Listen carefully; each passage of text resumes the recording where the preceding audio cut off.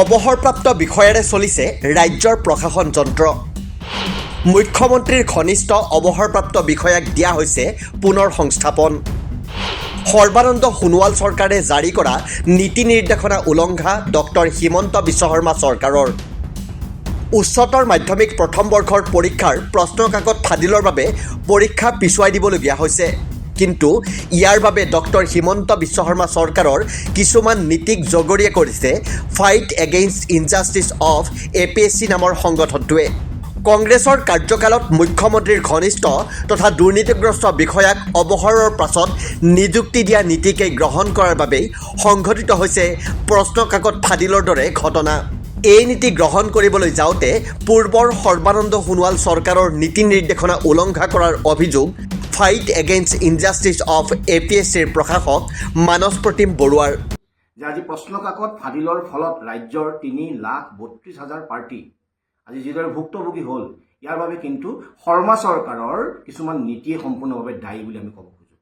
কিয়নো এই চৰকাৰখনে যিমানেই কংগ্ৰেছ চৰকাৰক তোলা ধোলা দি নাথাকক কিয়, কিন্তু দেখা গৈছে কাৰ্যত কংগ্ৰেছ চৰকাৰৰ সময়ৰ মুখ্যমন্ত্ৰীজনৰ ঘনিষ্ঠ একাংশ বিষয়াক, যাৰ ভিতৰত কিছুমান দুৰ্নীতিগ্ৰস্ত বিষয়াৰ নাম আছে, সেইসকলক আনকি অৱসৰৰ পাছতো সংস্থাপন দি ৰখাৰ যি নীতি চৰকাৰখনে গ্ৰহণ কৰি আছে, সেই নীতিৰ ফলতেই কিন্তু এনেধৰণৰ ঘটনাবিলাক হৈছে। আনকি এই নীতিবিলাক গ্ৰহণ কৰিবলৈ যাওঁতে চৰকাৰে পূৰ্বৰ সৰ্বানন্দ সোণোৱাল চৰকাৰৰ কিছুমান কিন্তু গাইডলাইনছ আছিলে, সেই গাইডলাইনছবিলাককো কিন্তু তেওঁলোকে ভংগ কৰিছে।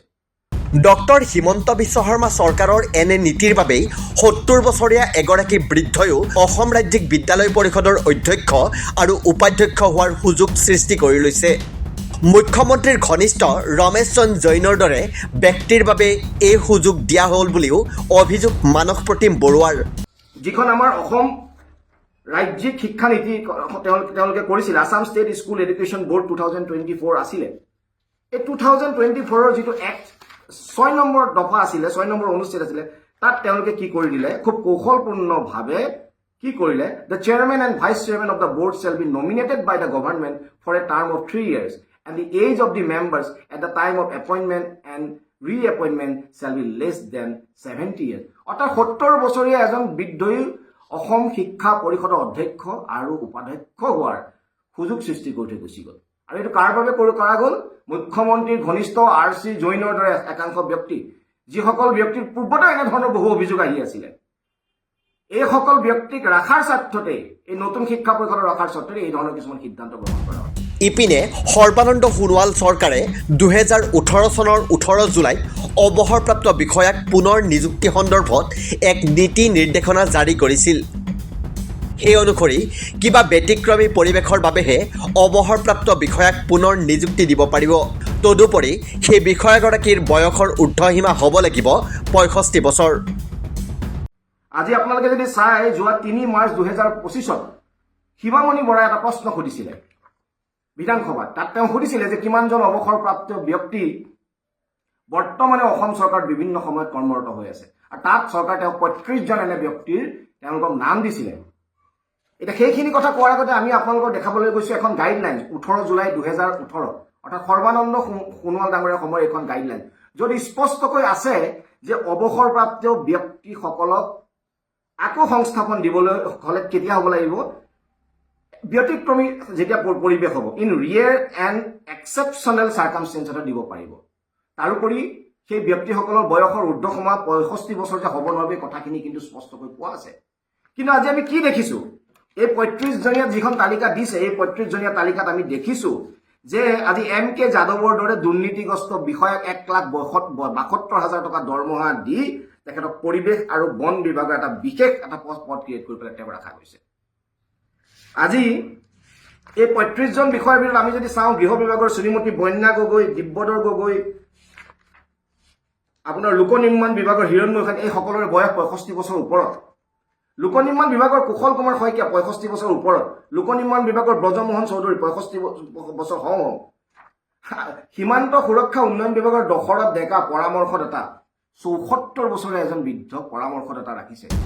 সৰ্বানন্দ সোণোৱাল চৰকাৰে জাৰি কৰা নীতি নিৰ্দেশনা উলংঘা কৰিয়েই মুখ্যমন্ত্ৰীৰ ঘনিষ্ঠ অৱসৰপ্ৰাপ্ত বিষয়াক পুনৰ নিযুক্তি দিয়া হৈছে। য'ত দুৰ্নীতিগ্ৰস্ত বিষয়া থকাৰো অভিযোগ মানস প্ৰতিম বৰুৱাৰ।